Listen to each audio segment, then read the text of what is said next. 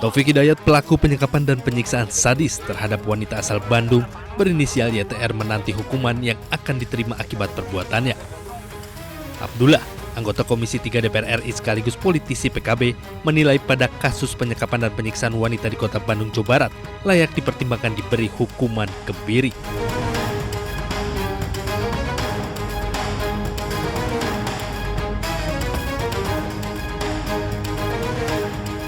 Pelaku juga diduga memiliki rekam jejak yang memiliki pola kekerasan berulang.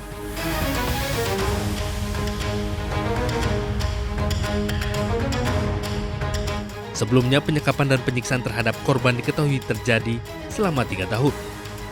Aksi keji pelaku terbongkar 12 Juni lalu saat pelaku menghubungi kakak korban dan menginformasikan bahwa korban dirawat di Rumah Sakit Hasan Sadikin, Bandung. Ditangkapnya Taufik Hidayat, pelaku penyekapan dan penyiksaan sadis terhadap YTR. Keluarga minta pelaku dihukum berat. Selain itu, korban juga meminta Taufik Hidayat diganjar hukuman seberat-beratnya. Tim Liputan iNews melaporkan.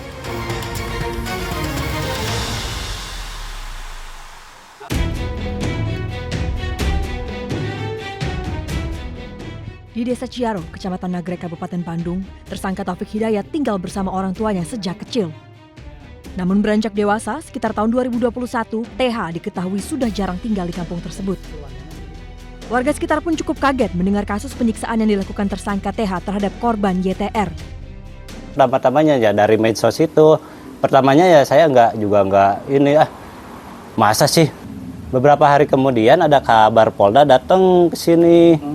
Iya, nyari saya, cuman saya lagi kerja, ditemui lah sama Pak RW gitu. Nah, setelah Polda datang, nah di situ saya baru mulai percaya, berarti bener gitu ya. Nggak nyangka banget, banyak yang bilang, warga juga nggak nyangka kok bisa sampai gini gitu kan. Saya sedih kan sebagai RT, kok sangat prihatin kok bisa sampai gini, ini anak gimana gitu ya kan. Nggak tahu ini, dulu-dulunya kan biasa. Sejak dinyatakan menjadi buronan polisi, warga di kampung tempat tinggal tersangka sempat ikut mencari keberadaan TH. Kini, rumah tempat tinggal TH tampak kosong dengan pekarangan yang tidak terurus dan hanya tersisa sejumlah perabot. Dari Kabupaten Bandung, Jawa Barat, Yuan Pangestu, iNews melaporkan. Saya viralin di IG. Saya bikin captionnya tuh hilang, adik kami hilang dibawa kabur. Kami ininya dibawa kabur oleh si laki ini gitu, si foto itu laki-laki itu. Rame kan akhirnya, karena di-share-nya di grup tempat suami kerja gitu, maksudnya kan suami Gojek kan, di grup di share di grup Gojek, di Facebook, di Instagram, rame akhirnya banyak yang nge-repost. Terus katanya kan si laki-laki ini tuh salah satu anggota Ormas. Ormas apa? Boleh sebutin aja. PP katanya gitu. Udah sebutin aja. Salah satu anggota PP. Kebetulan kata siapa itu? Katanya sih pas ngasihin surat resign itu pakai baju PP gitu. Oh. Ya.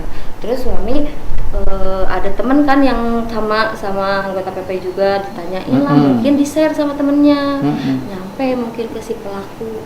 Akhirnya malamnya telepon lah, si korban ini nelpon ke suami, marah-marah. Bilang kalau dia tuh nggak hilang, dia nggak mau dicari katanya. Saya nggak hilang, saya bekerja gitu. Loh, kalau bekerja kenapa bilang ngebohong, kata suami saya. Kenapa kamu masih bilang kerja di Nabati, ternyata enggak. Saya kerja di Jakarta katanya gitu. Sekarang saya kerja di Jakarta, saya cuma nggak mau jadi beban pikiran orang tua aja. Saya udah nggak nyaman kerja di Nabati, dia bilang gitu.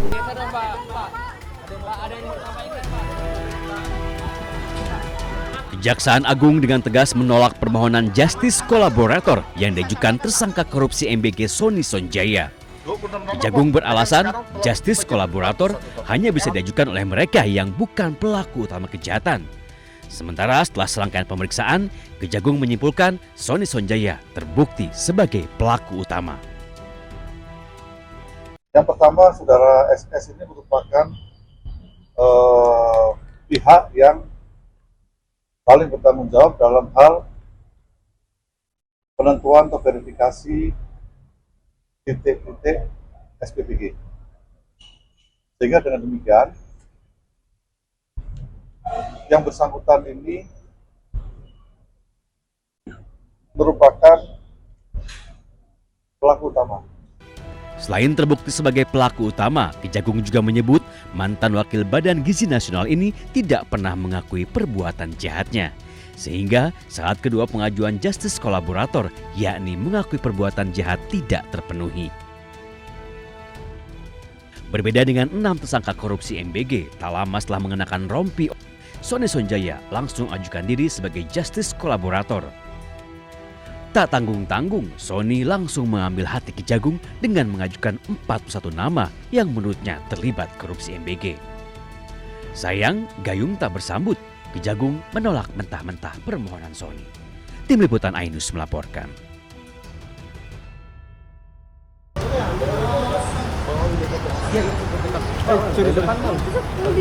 Tersangka korupsi MBG Sony Sonjaya kembali bernyanyi.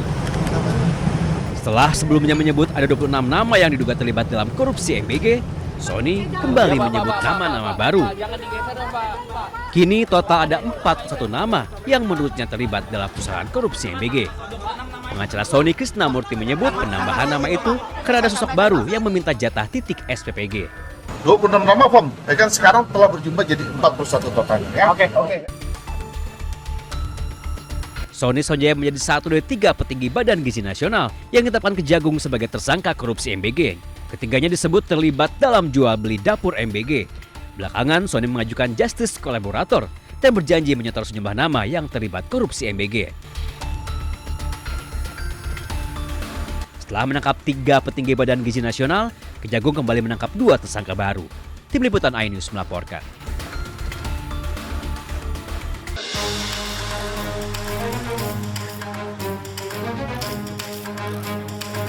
Taufik Hidayat, pelaku penyekapan dan penyiksaan sadis terhadap wanita asal Bandung berinisial YTR, menanti hukuman yang akan diterima akibat perbuatannya. Abdullah, anggota Komisi 3 DPR RI sekaligus politisi PKB, menilai pada kasus penyekapan dan penyiksaan wanita di Kota Bandung, Jawa Barat layak dipertimbangkan diberi hukuman kebiri.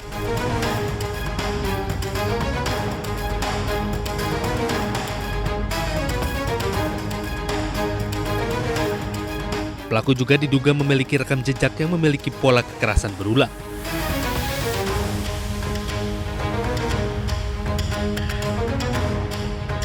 Sebelumnya, penyekapan dan penyiksaan terhadap korban diketahui terjadi selama 3 tahun.